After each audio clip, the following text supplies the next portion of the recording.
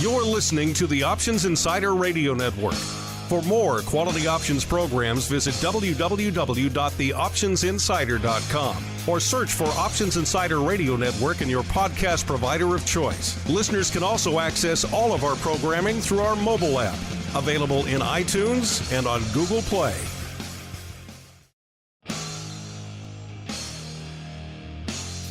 And now, it's time for the show that breaks down the options market from unusual activity alerts to market analysis, strategy overviews, listener questions, and much more. If it involves puts and calls, then our all-star panel will break it down.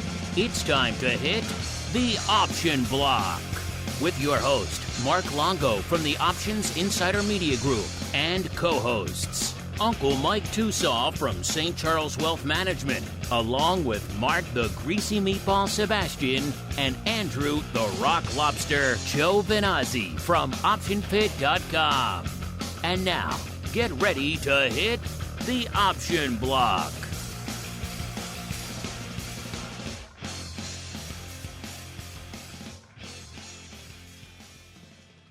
All right, everybody, that music means we are back. It is Monday. It is noon Central. It is 1 p.m. Eastern. Do you know what's popping off to start your trading week? Well, let's find out together, shall we? My name, of course, Mark Longo from theoptionsinsider.com. A couple reminders here at the top of the show. First off, make sure you subscribe to the full network wherever you get your favorite podcasts. And, of course, if you want to join us for the upcoming Vol Deathmatch 2.0, it's like we're going to have the Flowmaster taking on Scott Nations in a Vol battle to the death. 2 men enter, only 1 can leave. Who will emerge victorious? Vol Deathmatch 1.0, a huge hit. I'm sure this one will be fun. TheOptionsInsider.com/pro is the place to go to get that. Get your name in the hat, though. The month's winding down. Get you the name in the hat before the end of the month to win the October Pro Trading Crate, so you can rub it in the Rock Lobster's face that nana boo-boo, you have a pro trading crate, and he does not.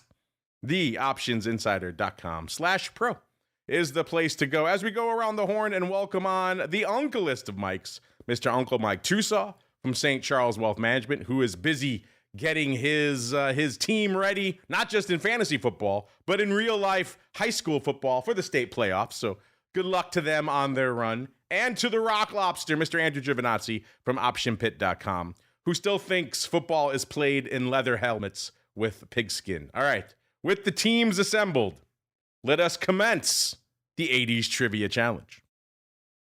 All right, everybody, let's get down to business. And business is good. The card has been selected. It is in my hand. Oop, I almost held it up quickly with the answer side towards the camera. Rock Lobster, if he was quick, could have seen the answers. All right. Let us begin. Mr. Uncle Mike, as still our resident loser-in-chief, what color are you feeling this week? Well, since I can't go with IHSA high school playoff history, stacking all the categories with this lowbrow stuff. All right, sports and leisure. All right, here we go. Everyone get your hands on your buzzers in the chat. Sports and leisure. Who was the first $1 million winner in golf? Buzz. All right, go for it. I guessed, and I happen to say I was correct.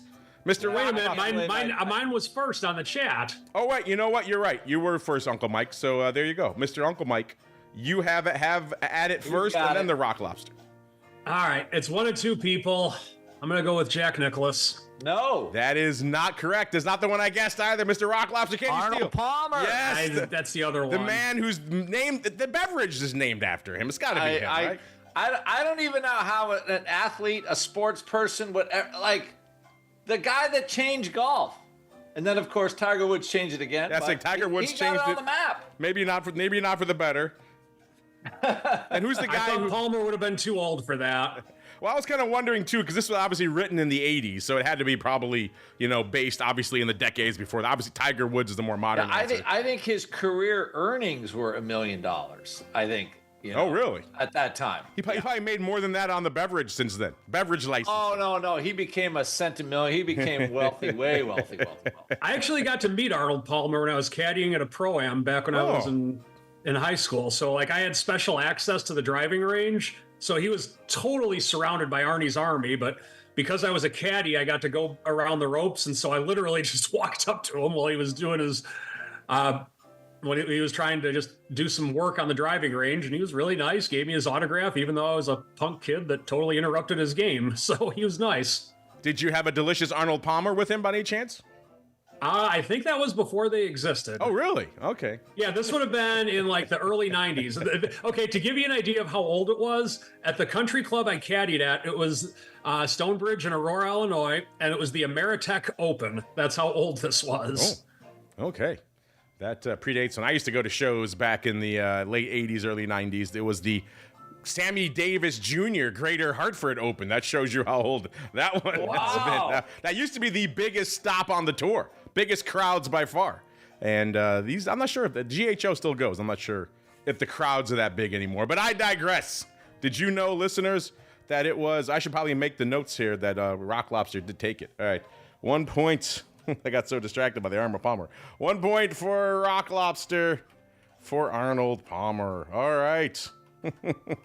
Uncle Mike needs to start digging pretty quickly as we keep on rolling into the trading block.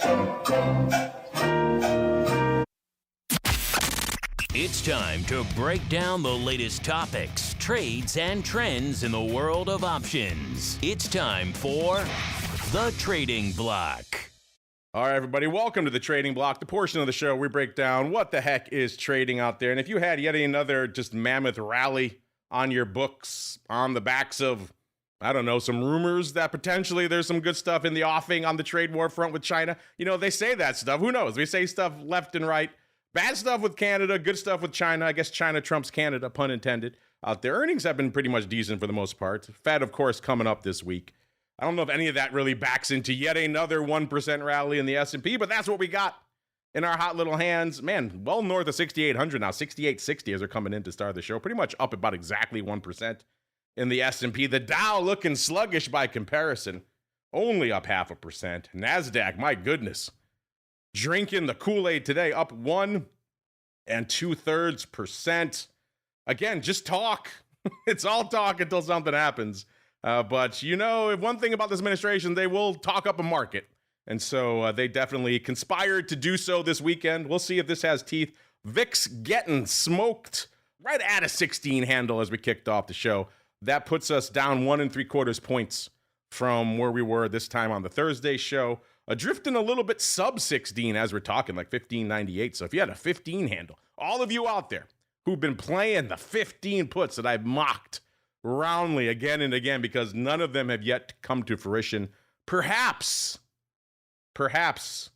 November will be your huckleberry. We shall see out there, listeners. VVIX back below the par level as well, 97, down about 5 points from where it was on the Thursday show. All right, out to the land of Uncle Mike we go. You already told us a cool story about Arnold Palmer, but if you have any stories, perhaps about the delicious beverage, or any other rousing golf tales, have at it. And then B, what is catching your eye in yet another Uncle Mike type of day? Are you exhausted by your catchphrase by now? Never before has there ever been a better time to sell than today. We have new all-time highs in the market again. Yes, I was tired a couple weeks ago. I was tired, but the market pulled back, and it reminded me I need to press on. I need to say my trademark saying, because the only way you're going to make more money if you're long is if you keep making new all-time highs. So I got my energy back. I'm ready, man. We're going right to 7,000, baby. 7,000, 8,000, 10,000 in the S&P. That's where we're headed. Sounds like you perhaps might have had a tasty, delicious Arnold Palmer with some caffeine before the show, sir. Oh, man, how can you not be excited? Well, I'll tell you what's exciting today. The first thing that's lighting up my tape, holy Qualcomm. If you just look at a daily chart of Qualcomm, or a 1 minute, 3 minute, whatever way you want to call it with Qualcomm, at roughly 9 o'clock today, Central Time, apparently they announced that they are going to do some type of an AI chip to where they're going to be competing with Nvidia. And the stock that was at roughly 168 proceeded to go to 205 over the course of, probably 15 minutes. It's still at 190, so it's not quite at the initial pop that it was. It's been kind of trailing similar, or kind of been around the 190 level for probably about an hour and a half. So that apparently is where the market feels its valuation is, at least for now. So that's something that was quite interesting to watch, and it's a stock that we've been using for a long time in the triple income.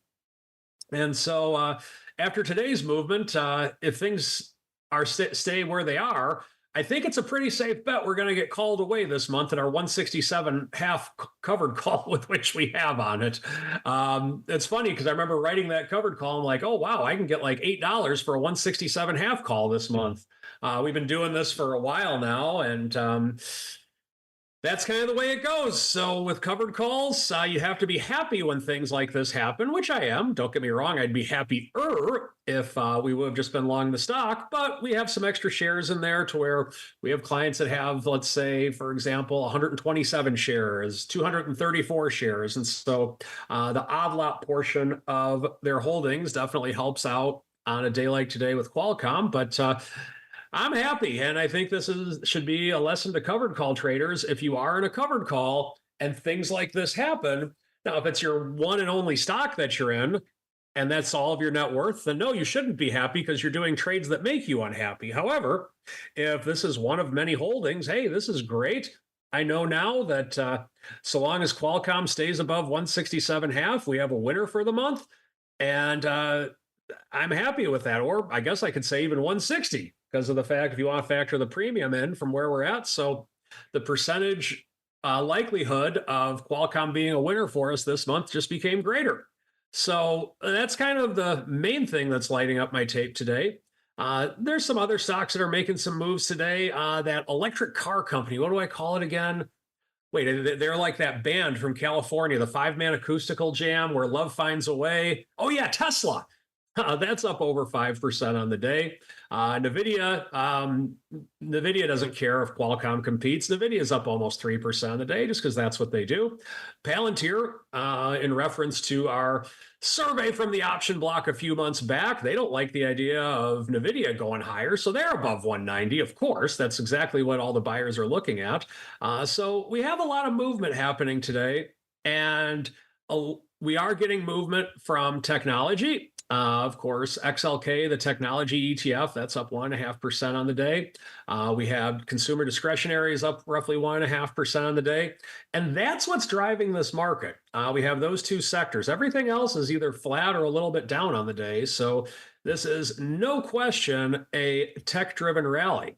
Now, the other side of the coin, what's going down today, which for the purpose of the market, I'm actually kind of relieved. The shiny stuff, both silver and gold are down on the day today. Silver is down just under 4%. Gold is down roughly 2.5%. And so one of the concerns that I have had on the way up on this rally to where I've been able to ratchet up protective puts and do a lot of things that I've been saying on the strategy blocks, but one of the main concerns with which I've had is the fact that we have precious metals going up right there, just as right there with the stock market. And so that's concerning. But today, the fact that they are pulling back, that kind of gives me a little bit of energy to say my catchphrase again. So what was it, my kebab, Mark? I got to talk to my kebab and let's get this market up even higher. A kebab would be quite tasty, but it would be your cabal, sir. My cabal. Okay, got it. That is a restaurant in St. Charles, the Kebabs. So now I think I might know where I might want to go for lunch now. So, that's a good name for a restaurant. The Kebab Cabal. Bam. I'd go there. Ooh, my cabal. Or I can do this. I can send out a message to my cabal, say, hey, cabal, let's meet at Kebabs. There you go. It all works. Now I'm hungry for kebabs too.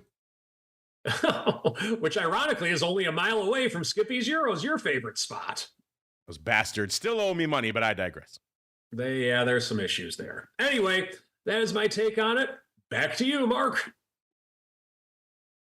All sorts of upside. It's hard to believe it took them this long to whisper the magical letters of AI. I mean, they're just living proof of what I've been saying for a while. All you got to do is whisper the magical letters.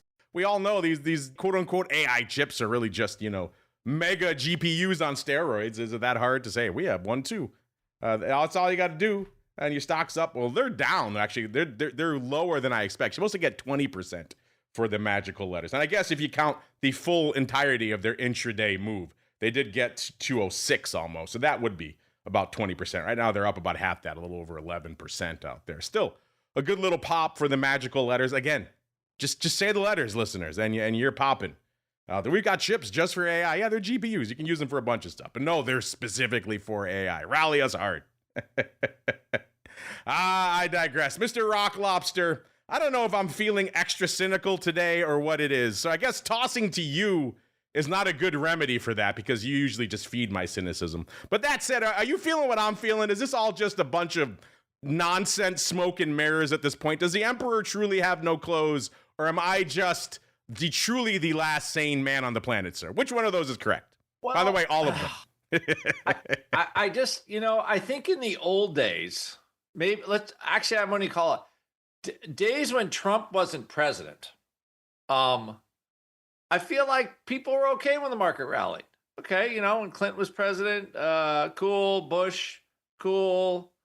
Biden, when we rallied, we did have that kind of bad year there, bad year and a half or whatever. But, but the market rallied back when he was president. I have to say, I feel like this is the most hated rally. But people should be happy. Okay, if you have stocks, if you own stocks, you want the market to rally because what has improved productivity and basically fueled a lot of equity growth?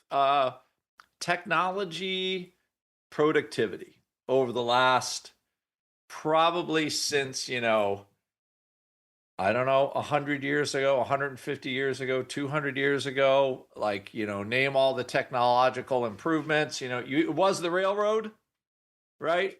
That was probably the first mega cycle started in the equity markets where great fortunes were made. And nobody knows where this AI thing is going to go. All I know is I still write my own content, but the AI saves me time. I can dictate 500-600 words, put some charts up, rearrange it. And the AI cleans up the dictation, and then I edit it one more time. So, something that used to take me 30 minutes now takes me about 8 minutes. And that's a real 25-minute savings. At least that's just for some of the things that I do.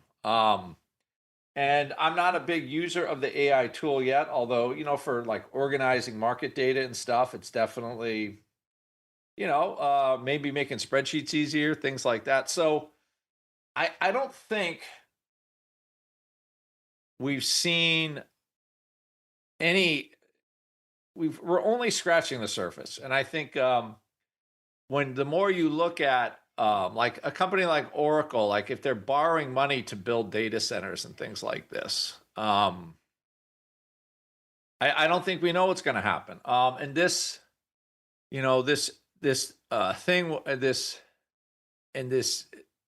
I guess what people say, the AI is going to kill every job.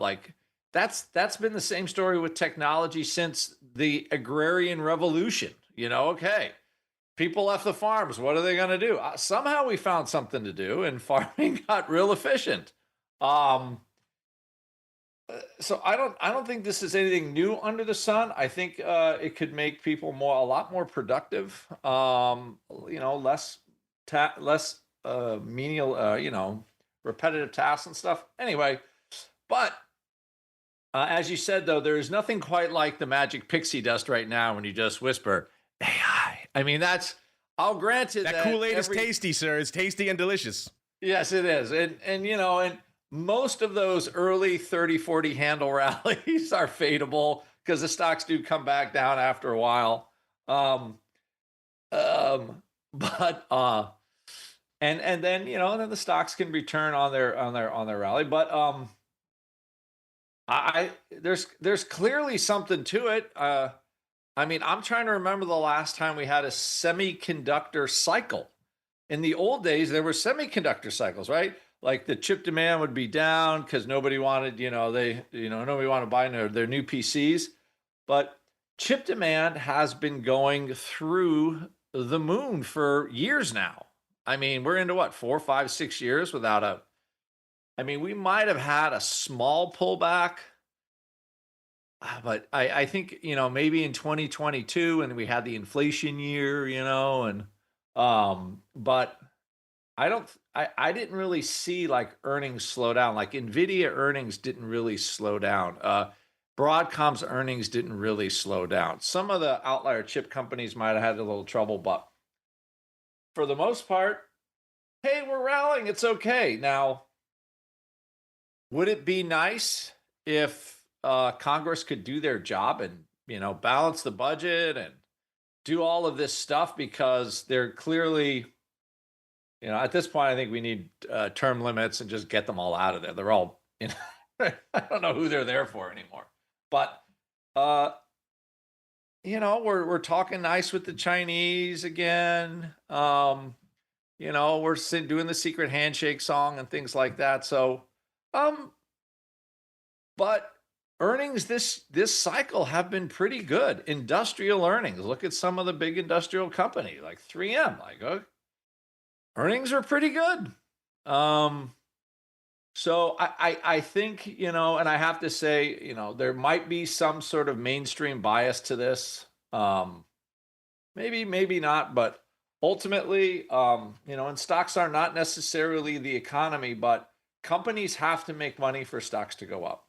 Stocks don't go up unless companies are producing bigger earnings. Now, are there some stocks that might be ahead of themselves? Sure, 100%. But ultimately, they go up when companies make more money. When Micron is making $10 or $15 a share per year, I'm like, okay, man, like that's real money all of a sudden. So, these are all, I think they could make up to like maybe $10 a share over the next year. And now all of a sudden it's trading $20 when it was just $110, not very long ago. So, there are some earnings behind a lot of these rallies. Some of the nuclear stocks, rare earth, quantum computing, a lot of these companies that have not gone off the ground yet, as far as revenue goes, they're going to get it, and they all crash down like they always do. Nothing has changed with that. And then a couple of them will survive, and then you'll see some real growth in them. But I think the biggest thing that people notice is normally when you have an all-time high rally, VIX is 12, but it's 16. And I think the reason is because you have these 20-point gaps like in a Qualcomm or in an Oracle. It's like all these upside gaps are crazy. Hard for volatility to go down when SPY rallies 20 points in 3 trading days from the low. And it is a little lower, but still, it ain't going to 12 doing that. So, and I think that's the market we have. We just have a brisk rally with some pretty high valuations. But if the earnings keep getting higher, then the valuations go down. The multiples go down. And I think we'll know a lot more at the end of this week. We have a lot of big tech coming out. So, but hey, if you're long stocks, why do you hate the rally? Stop griping about it. Get on the Tosaw train. Have a good time. Enjoy yourself. You're an equity holder, Tosaw or Longo. You got to be happy watching all your stocks go tick, tick, tick. That's what makes my analysis more real, because you're right. I benefit from all of this. I have stocks. Obviously, our audience likes when things rally, bull markets. Everyone's happy. They're trading it up. It's good from my business core. That's why when I can dare to look behind the curtain, sir.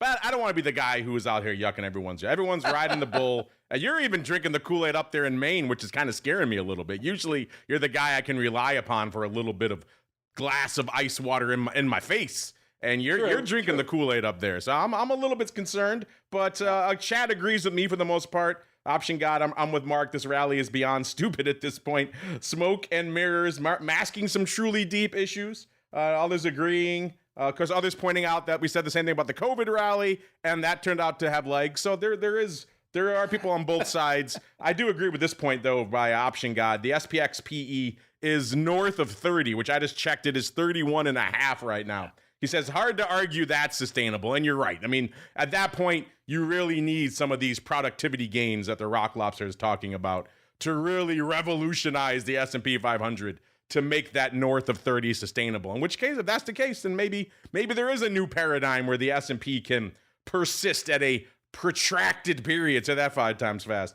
A north of 30 PE. Historically, it really hasn't. But hey, who knows? All sorts of madness can unfold. Speaking of madness, listeners, by the way, that PE question might be a fun one for a question of the week. Maybe we'll come back to that in some format later this week. But I digress. To the land of VIX we go, listeners. If you like this segment, by all means, make sure you're subscribed to the full network, because then you get the hot options report every day, which is kind of like a mini taste of this segment. After the closing bell every day, we break down all the hot options activity, like we're doing right now, starting in VIX. VIX, a little bit shy of 500,000 contracts, which is actually decent paper. The ADV is 863, so well over halfway to that number right now. If you're wondering, as I was wondering, what is the hot option out there today in VIX land? It is 80,000 of the D's 25s going up for $128. We've seen a ton of D's positioning going up. D's 16 and 18 puts last week. Those were the subject of flash polls. Today it is the D's 25s, $128. Quite simply, are you a buyer or a seller at that price? And once again, our audience cannot make up their mind. This just went live a few minutes ago while the Rock Lobster was talking, so I could see why the early voting may be a little bit suspect out here, but we'll see. We'll figure it out. That also represents how contentious these VIX options are. I could see an argument for both sides, which is why, once again, we are at exactly 50-50. Make your voice heard over there at options. If you like these, if you want to buy them or sold to you. We're not messing around with spreads or anything today.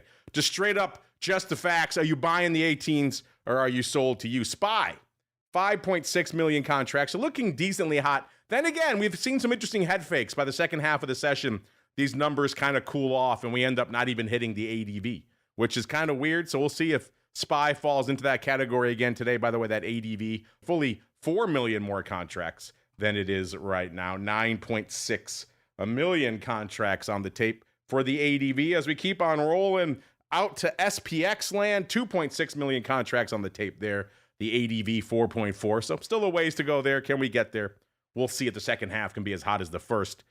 IWM looking pretty spicy right now. 980,000 contracts on the tape for everybody's favorite IWM. By the way, small caps only up 0.25% today. So a weird laggard day for small caps. Usually we see them outpacing the other major indices. 1.65 million is your ADV there. And the Q's 3.1 million is looking a little bit hot out there. The ADV 4.8. That's getting spicy in the Q's out there, but they've been mostly delivering on the volume front of late, listeners. Our single names, are they delivering on the volume front? The answer is it's looking decent. Closing in on our threshold. In fact, let me rerun it right now so I can get up to the second numbers. Yes, we just hit it. I thought we might. All right.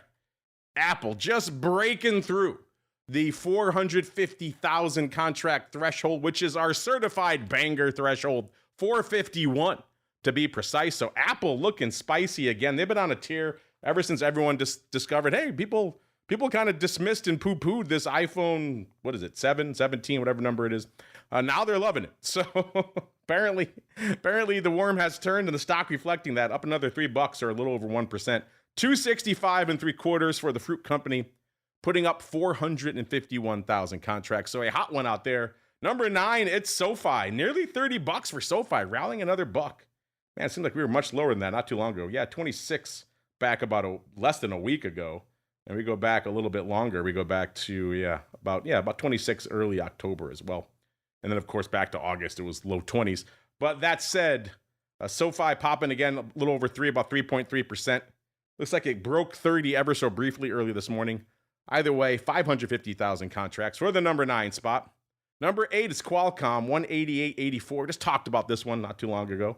They whispered the 2 magic letters. It's up almost exactly $20 or 11.75% right now. Good for number 8, 551 on the tape today. Number 7 is our old friend Palantir, Uncle Mike's new favorite. 190 and 3/4, up a little over $6, or about 3 1/3%. So hitting some, they did hit a new all-time high today. 190, man, this stock was floating around $10 not too long ago as well. So wild stuff out here in Palantir. Number 6, Beyond Meat, back to $2 exactly, off 18 cents, 608,000 contracts on the tape. For number 6, Beyond. Number 5 is AMD, 255, pretty much up about $2, or about 0.75%. Good for 679,000 contracts. And the number 5 spot, number 4, it's Intel, 39 1/3, up about $1 or 2.7%. They broke the 40 handle. There's been a lot of talk about the 40 calls out there, certainly on our Hot Options Report show. Got there again today, 40 2/3, before retreating over $1 back to where it is right now, 39 1/3. Either way, number 4, Intel, 795 on the tape. Number 3 is a weird one, not one we've talked about before. This is Strive Inc., ticker symbol AST, or maybe Assist, ASST. This is another one of these wild Bitcoin Treasury names. Yeah, we need another one of these, listeners. It's like this is associated with that Vivek guy. They're popping hard today for whatever reason, up 39%, trading about $1.50 out here. So there's never been one not to pile on a trend. So the Bitcoin Treasury trend, we were just talking about it not too long ago. Has it maybe reached its zenith out there? I guess one more to add to the fun. Number 3, Assist, 1.54 million contracts, almost within spitting distance of Tesla. Tesla number 2, 1 3/4 million contracts, 458.38, up another nearly $25, 24 2/3, or 5.7%. Why? Because more buyers than sellers. Now there's back and forth over the pay package.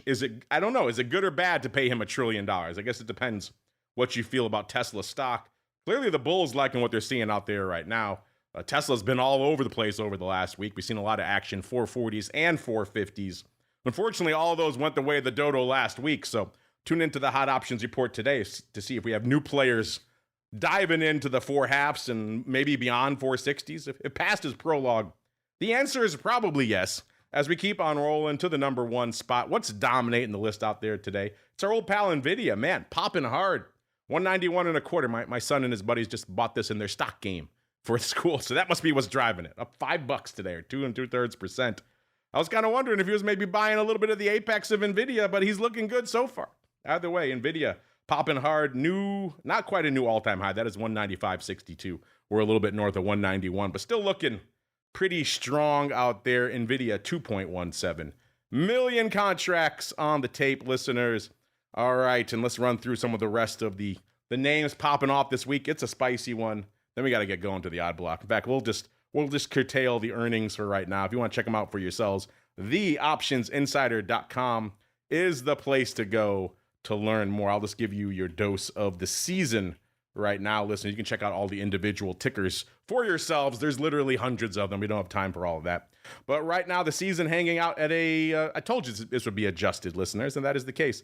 117% is where we're hanging out right now, which once again, certified banger. If there was like a Rotten Tomatoes type stamp that we had for the season of certified banger, this would certainly be one. Our long-term average has dropped to 102%. It was higher than that. Obviously, that's a rolling average, so a quarter rolled off the board and took some of the juice with it, but still a hot number out there, however you look at it. And speaking of looking at stuff, it's time for us to do just that. It is time for the Odd Block.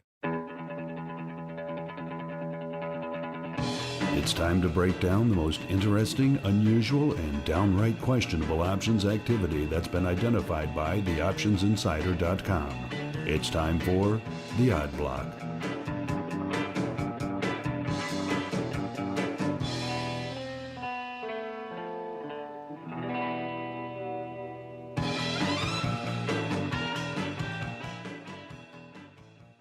All right, everybody, welcome to the Odd Block. Let's get weird. Let's get wild. Let's go back to an old friend, actually. We haven't talked about in quite some time. This is the Hun, a.k.a. Huntsman Corp. I know it because I love this ticker. I would certainly make a joke about it every time we talked about it. And yet, so we haven't talked about the Hun in a while. This is, of course, a chemical manufacturer out there. Ticker symbol, appropriately enough, Hun. Trading $9.39, up about 35 cents or 3 3/4%. So a good little day for them. On the year, though, you could tell they have not whispered the magical letters, because they've been selling off hard, which again, kind of getting to Uncle Mike's point before, this kind of magical tech-driven AI rally does mask a lot of other underlying issues. If you look at a lot of the mid-tier and below names, there certainly are a lot of names that peaked back around February of this year and have not ever really sniffed those levels again. So it does seem like, I mean, people have been saying this for a long time, obviously, but it does seem like we have a very heavily bifurcated market out there right now. And let's put the Hun in that latter category, selling off hard this year, 13.25 off 58.5%. So it's been a rough year to be a fan of the Hun. By the way, if you're wondering, when is the last time we talked about the Hun? Because I was certainly curious. It's all the way back to June of last year, June of 2024. We kicked off the year in January talking about the Hun, came back to them in June, and then it's been over a year since we talked about them since. So kind of wild out there. At the time, back in June of last year, we were talking about the July 24 calls. So a lot of 24 is going up 18,000 times. Paper coming in for 38 cents. Now it was weird. The bid was 40 cents, so they could have overwritten these. The stock closed at 23.04. So if they overwrote them, they're happy because they made about nearly 700 grand. If they bought them, they could have dropped about 700 grand. It was kind of a weird print. I remember at the time we haven't seen a ton of overwriting in the Hun, so it kind of struck us as strange. We probably thought they were buying, but that said, if they did overwrite them, we could choose to be optimistic. Then they made 700 grand. And they're probably hoping their stock got called away because the stock's been on a nonstop downward death spiral ever since. Nonetheless, listeners, the Hun is back. What did we spot today? It's the Nov 10s. Somebody came in this morning and said, Nov 10s, how are they? They got 40 cents at 55. They said, I will pay 55 cents, good sir. 14,000 times. Stick that in your pipe and smoke it. About almost a 90 vol. They're not giving these away. There's got to be some earnings. Oh, yeah, there are earnings on November 6th. That's got to explain that. Fairly juicy multiple out there. The stock was a little lower, so they might be laughing all the way to the bank on these right now. The stock was about 9.25 when they bought these. It's 9.40 right now. Total of 35,000 on the day. So, Mr. Rock Lobster, they are not playing around. What are your thoughts? The Hun is back, and they are loaded for beer. What do you think, sir? Yeah, you know what's this is like an interesting stock. They're a pretty big petroleum industrial manufacturing company. Like they make like egg cartons and stuff out of petroleum, all kinds of industrial products. It's like the Huntsmans own this, kind of a wealthy Utah family or something. And like this is a stock for me that's always an interesting trade because this actually is a polyurethane, polyethylene, poly this, right? All this stuff. And this is I think this is one where kind of inflation hurt this company fairly hard. It would be interesting to see if this is the rebound, a rebound for it, if their business looks up. So yeah, interesting for sure. Yeah, could the stock be over $10? They print a profitable quarter all of a sudden. There's a little turnaround story, and it could be a $15 stock in 6 months, 7 months, sure. I don't think you're punting on the earnings, but probably not bad. A lot of if you look at like 3M again, that's another one of these. It's not exactly the same feel, but they make stuff. And 3M put up a pretty good number. So it's not impossible for a company like Hun to do the same thing. And it looks like I'm looking at DuPont's earnings. They've kind of been coming in not bad either. That stock is in the 80s now. So I think it's a reasonable trade, not too expensive for the calls and whatnot. So reasonable trade, I'd say reasonable trade. Those calls are looking a little bit better right now. Obviously bid up. They're trading about 70 cents. I was actually pricing up some some trades in here just now while you were talking. So if you are intrigued, stay tuned in the pro chat after the show. Maybe we'll talk a little bit about it in between episodes of the program, where we got to keep on rolling here, listeners. You like these, the Hun listeners? They're certainly bid out, which is certainly passes the rock lobsters sniff test. What doesn't pass the sniff test is any of this paper out here in ASTS. What is it? ASST. I was writing it the wrong way around. This is our friend Strive Inc. out there. This one's just kind of, I mean, this Bitcoin Treasury market is kind of wild. If there's another hot buzzword along with AI, it is certainly Bitcoin or ETH Treasury. We'll get into more of this fun in a little bit. But some of this paper out here is absolutely wild out here in AST. I hesitate to even bring it up just because it is so wild, and a lot of it is obviously just this kind of funky RevCon and everything else. But the big print out here that caught our eye, the stock was $1.50, or it still is about $1.50 right now. And we saw 10,000 of the Jan 15 calls going up for 19 cents. The fact that there even a dime bid for these things is absolutely wild. And then we saw another 8,900 of the Jan 15 calls. In fact, before the show had even begun, we had a total of 15,000 of these Jan 15s going up out here. There's a weird paper afoot out here. There's 1/2s have traded 120,000 times today, listeners. There's about 100,000 of the Nove 2s, 87,000 of the Jan 2s. Again, Nove Jan 2s, I could see that. The Nove's 28 cents, the Jan's 39 cents if you are intrigued, listeners. The 2s expiring this week, actually, 22 cents. And then you got the 15s in Jan coming in at number 6 today. 56,000 of these bad boys. I'm going to have to go look to spot the other leg to see if I could find it out here, listeners. Is it just some wild box? I'll have to go look and see. But Mr. Rock Lobster, what are your thoughts on yet another Bitcoin Treasury name? This one associated with potentially a controversial political figure. And then the Jan 15s for nearly 20 cents, sir. What say you? Oh, this is actually associated with, is this a Trump thing? This is that other guy who ran for president, Vivek, the guy who ran pretty much to pump his stock. That guy, now he's pumping a treasury name. Oh, this is a Vivek. Yeah, one of those.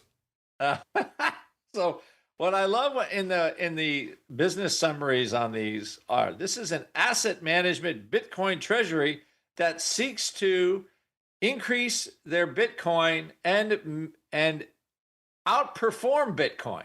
So it's a treasury buying Bitcoin to house Bitcoin to somehow outperform Bitcoin, which of course, what that should be a euphemism for, we're going to use leverage like crazy. Yeah, what are they, 5x, 10x? Outperform. God, Michael Saylor really opened up a genie's bottle with this stuff. Everyone and their mother is doing it now. It's wild.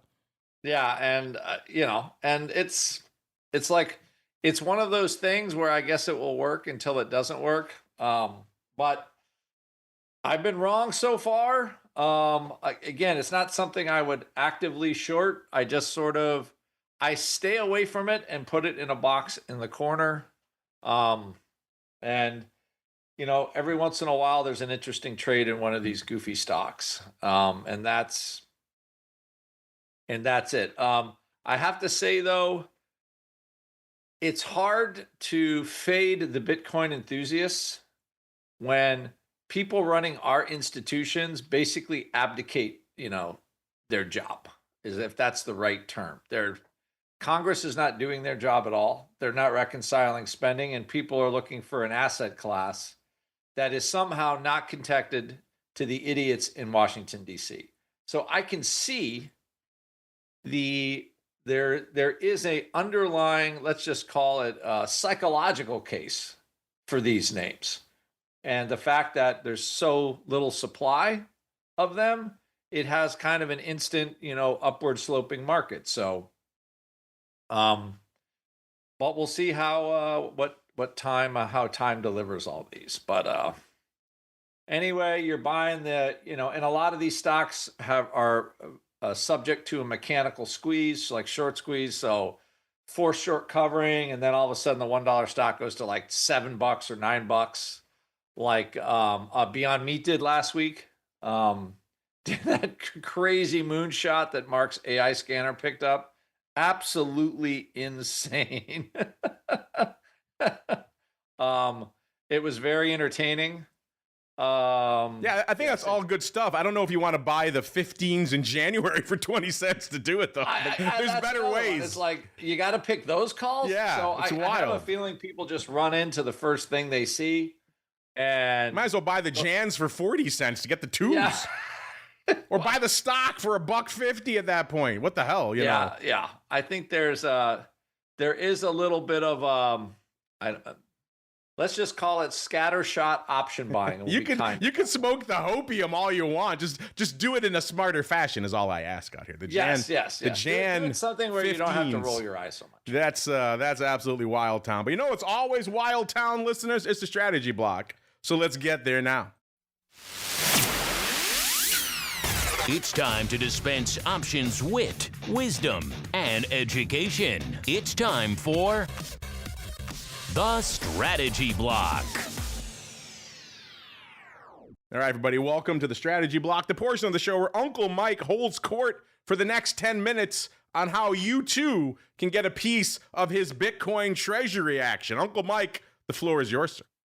Well, first off, I'd like to take this opportunity to announce a three-way joint venture between the Option Pit, the Option Block, and St. Charles Wealth Management. We are now going to introduce AI technology. Oh, there we go. My ticker is rallying as we speak, sir. 20%. Same here. Anyway, what I want to talk about today is the importance of volatility. So Alex Jacobson, the Viceroy, our beloved co-host who's unfortunately no longer with us, he used to have a saying, is that you can be right on the stock and wrong on volatility and still lose money, but you can be right on volatility and wrong on the stock and still make money. I want to say it one more time. You can be right on the stock and wrong on volatility and still lose money, but you can be right on volatility and wrong on the stock and still make money. I'm illustrating this because I want to go through what I did the third week of October for one of our hedging strategies that we're doing, where we're just essentially buying index protection. And so at the end of October expiration on the 17th, if you look at it, the VIX itself was as high as 29 that day. And obviously that means that the cost for the protection for November is going to be significantly higher than what the cost for protection was for the month of October. So what I decided to do this month for November is, instead of buying a put, I bought a put spread. Now, the disadvantage to that, of course, is that, and I did a vertical put spread on the index. Now, the disadvantage to that, of course, is that you're limiting your downside protection.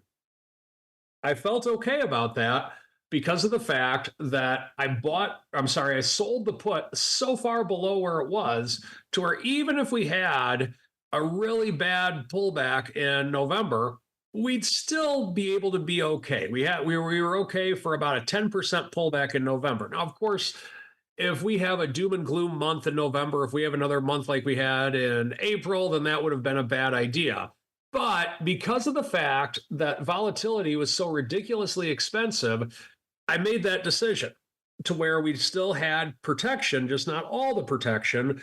But what we wanted to do was take away some of the cost for the put options for that month. And that's within our investment practices or whatever. So it wasn't anything wrong or anything like that with this group or with this strategy. So let's take a look at what's happening today.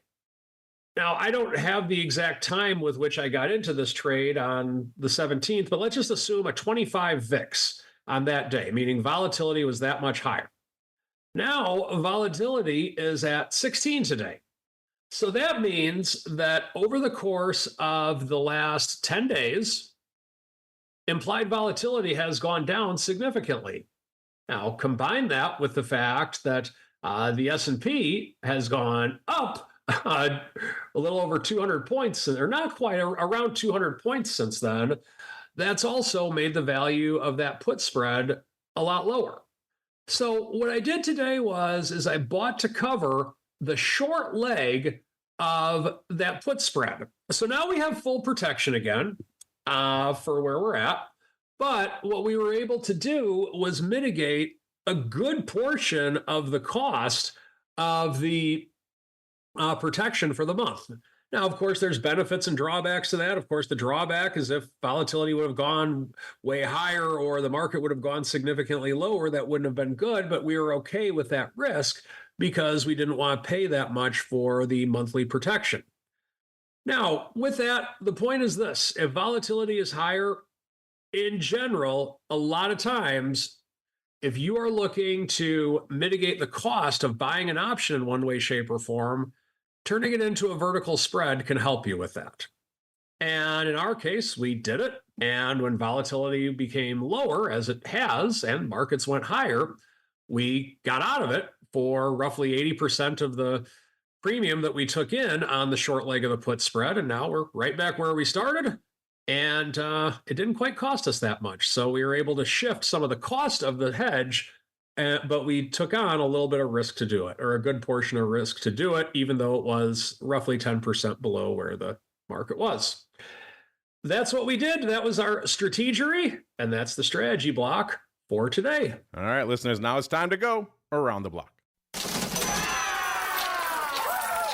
It's time to tell you what we'll be watching on our trading screens until the next episode. It's time for Around the Block.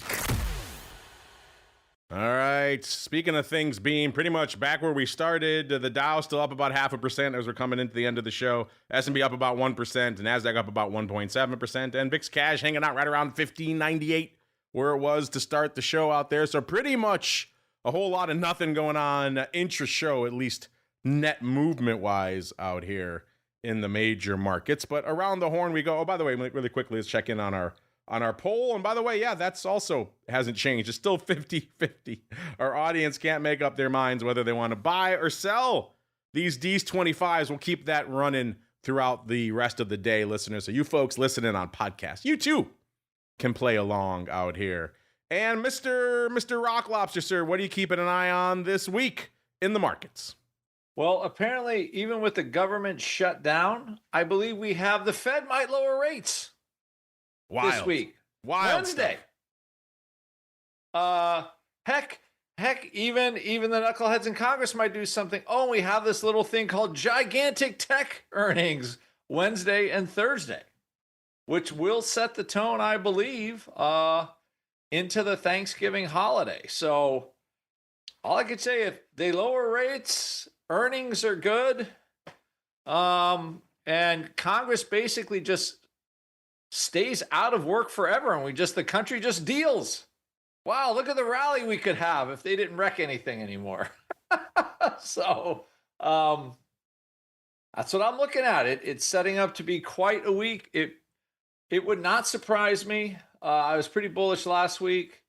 It would not surprise me for us to tickle. I'll tell you what, Tosaw's voice might be hoarse this week. He just might lose his whole voice when we get to 6,900, 69, at least 690 SPY by the end of the week. There you go, Mr. Rock Lobster, feeling optimistic. And I think we've been beaten up on one side of the aisle today. Let's make it even, Steven, shall we? We just got from our chat, your buddy Paul Pelosi, that's what his name is. Frank is in our chat writing about it, saying Paul Pelosi just bailed on $250,000 worth of Apple. What does he know? There you go, Mr. Rock Lobster. He's your favorite. Don't you have a Paul Pelosi tracker in your portfolio? I had to say Paul Pelosi, but it is at the top. He is bailing at the tippy top. He's the best trader I know who's been hitting the head with a hammer. That's for sure. He definitely is the best. He must know something. That's what our chat's asking. Is it over for Apple? Paul's out. Paul is out. It might be at. I don't even. Apple sells a lot of stuff. It's just, again, it's a multiple thing, but I don't own. I think I own like 20 shares of Apple stock. Well, you sell a lot of stuff these days too. If folks want to get a piece of it and maybe have you flash them in a dark alley, where should they go? Yeah. Flash them. Also, Mark's Delta Strike, optionpit.com, where if you like this. If you like this odd block stuff, we do it every week. Mark finds great trades. There is something to all this paper where the big money is. They're spreading it around. Spread the love yourselves, optionpit.com. And then maybe if you're lucky, the Rock Lobster will spread the kimono for you 5, 7, or 10 times in a exactly 5, 7, or 10 in a dark alley of your choosing. Choose your flash frequency, optionpit.com to learn more. And Mr. Uncle Mike, sir, what are you keeping an eye on for the rest of this week? And then B, where should folks go if they want more Uncle Mike goodness in their lives? Well, you can go to my website, stcharleswealth.com, if you'd like to have a conversation with me. Always happy to talk to any of our listeners. But how many times will you flash me in a dark alley? 6 or 7. Ooh. For those of you with teenage kids, you'll know what I'm talking about. I did just discover that one myself. I don't think anyone knows the origins of it, but I digress. Yeah, I mean, it's something to where I had no idea what the heck that meant or what it was about at all, but my daughter told me to say something like that to the football team, and they all laughed at me, so I don't know. Maybe it's a secret code for I'm an adult and I'm stupid. I don't know, but anyway. But yeah, stcharleswealth.com, and continuing to work on YouTube content as we speak. Ooh, we can't wait for the YouTube content. And what's the name of the channel again? It's just St. Charles Wealth, right? Yeah, type in St. Charles Wealth Management. There you go. You can find them, St. Charles Wealth Management, across the board, on the website, on the old tubes. If you want to find them on the old Twitter, it's at Mike Tosaw, all one word out there, Tosaw. A lot of goodies across the board in St. Charles Wealth Land. Make sure you're checking him out. That's going to do it for us on the old OB today. Back again in a little bit with the crypto rundown, joined by Mike's nemesis in life, the other one. He's got a lot of nemesis. Mr. Bill. Mr. Bill's back. Haven't chatted with him in a while, so that should be fun. If you're hanging out in the pro, stay tuned for a little bit. Maybe we'll chat a little bit about just a trade that came across my radar while we were talking here on the old odd block. You know me, I don't like to put in trades during the show, but we can talk about it in between shows. Yet another perk of being in the pro. The optionsinsider.com/pro is the place to go to join the fun. Back again at the end of the day for everything fun over there on the old Hot Options Report. Tomorrow, I think we're doing some schedule shuffling, with the European market brief. Sometimes getting people beaming in from across the pond is challenging. So I do believe maybe we're moving that to next week. But on the live front, don't worry. We'll have a fun, you folks have been asking me for another kind of taking on all comers question session. So I think we're going to do one of those tomorrow. So get your questions in now. Look forward to the Vol Death Match. That'll be coming soon once we get everyone's schedules pinned down. That's going to be a good time. Again, theoptionsinsider.com/pro, the place to go to find out about that. Then we're back again with our usual array of content throughout the week until we're back again on Wednesday. Another episode of The Option Block. Stay safe out there, everybody. You're listening to the Options Insider Radio Network. For more quality options programs, visit www.theoptionsinsider.com or search for Options Insider Radio Network in your podcast provider of choice. Listeners can also access all of our programming through our mobile app, available in iTunes and on Google Play.